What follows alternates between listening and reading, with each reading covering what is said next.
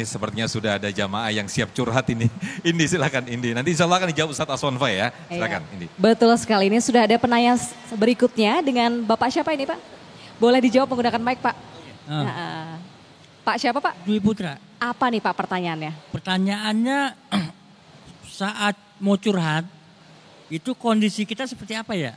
Apa berwudu dulu? Apa langsung kita ngerasa apa rasa kita? Apa gimana?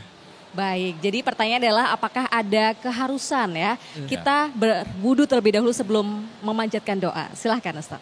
Silakan Ustadz Aswan Faisal. Iya, ketika kita curhat itu harus wudu dulu atau asalkan jangan di toilet ya Ustadz.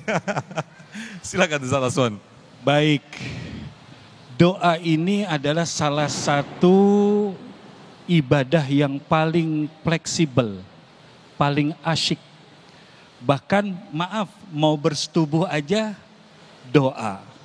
Dalam kitab-kitab ulama kita, begitu keluar sperma laki-laki, doa. Perempuan, doa. Bisa menangkap kan dari situ kan? Bahkan ketika kita dalam keadaan junub, kemudian kita mau makan, ulama menganjurkan kepada kita saat itu kita belum sempat mandi jinabah. Mandi besar belum sempat, kita mau makan karena kita harus pergi dalam waktu singkat ya. Ulama mengajarkan kepada kita yaitu berwudu aja dulu, lepas itu silakan makan, baca doa makan. Artinya doa itu bisa dilakukan kapan saja, tinggal kita melihat tempatnya. Kalau tempat-tempat tertentu yang mungkin tidak memungkinkan doa, di hati. Seperti yang tadi Ustazah sampaikan, wa idza sa'alaka ibadi anni fa inni qarib. Jika umatmu bertanya kepadamu tentang Allah, katakan bahwa Allah itu dekat. Bahkan dalam ayat lain disebutkan wallahu aqrabu. Allah itu lebih dekat min hablil warid, dari urat leher. Kalau guru saya nyebutnya begini, seandainya ada kalung yang melekat di leher kita, maka Allah lebih dekat kepadamu daripada kalung itu. Namun Bapak Ibu pemirsa yang dirahmati Allah, guru kita mengajarkan ada satu yang tidak kalah penting. Sudahkah engkau punya rasa ketika berdoa?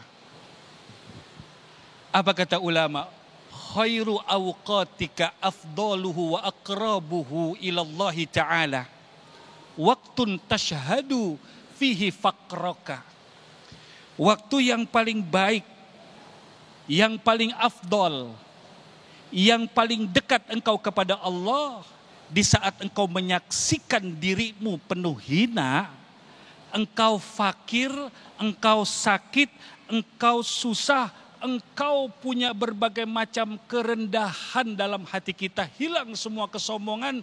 Itu saat yang paling indah, bukan saat sholat, bukan saat membaca Quran, bukan saat dzikir. Kenapa? Orang mau sholat saja, apa kata Allah? Wasta'inu bis-sabri was-salah.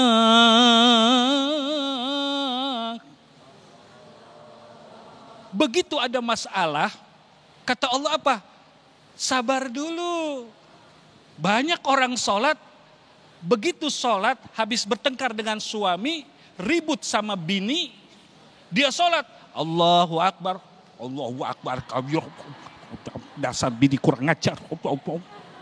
Itu pun ibu-ibu sebelah sana, suami, ibu-ibu sini nggak ada. Pak, Bu, istri saya aja nggak pernah melotot sama saya di saat dia lagi tidur.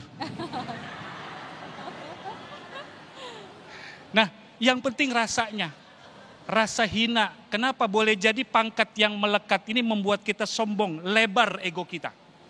Boleh jadi pendidikan yang makin tinggi, apalagi sudah sampai doktor, profesor, membuat kita makin sombong. Dan maaf, ibadahnya pun menjadi ibadah yang diragukan apakah diterima oleh Allah Subhanahu wa taala. Mungkin secara rukun syarat sukses.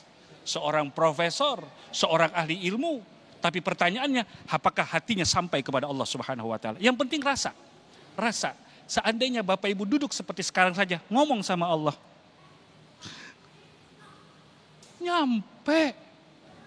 Nyampe. Saya sampai merinding kalau cerita gini ketika guru saya bercerita tentang dahsyatnya doa yang keluar dari hati. Dengan segenap kerendahan diri kita, kehinaan diri kita. Jadi kita ini kan dulunya kan gak punya apa-apa dan bukan siapa-siapa. Hina. Yang membuat kita sombong dan merasa tinggi ini adalah apa? Semua hal duniaan yang melekat di dalam diri. Jadi yang penting Bang, rasa. Ya, Bu, suami ngaku cinta di mulut dengan dirasa, mana ibu lebih suka?